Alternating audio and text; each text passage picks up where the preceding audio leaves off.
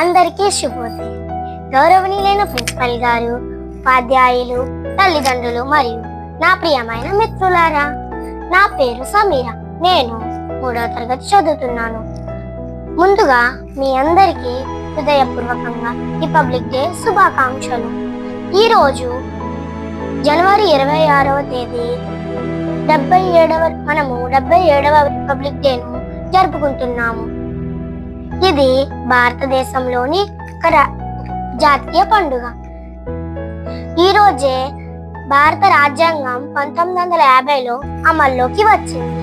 దీనిని doctor BR Ambedkar గారు రూపొందించారు. మనము ఎల్లప్పుడూ భారత రాజ్యాంగాన్ని గౌరవించాలి. నేను ఒక భారతీయునిగా ఉన్నందుకు గర్విస్తున్నాను. రిపబ్లిక్ డే మనకు శాంతి, ప్రేమ, ఐక్యతతో జీవించడం నేర్పుతుంది. నేను ఒక భారతీయునిగా ఉన్నందుకు గర్విస్తున్నాను మరియు నా దేశాన్ని ఎంతో ప్రేమిస్తున్నాను. జై హింద్.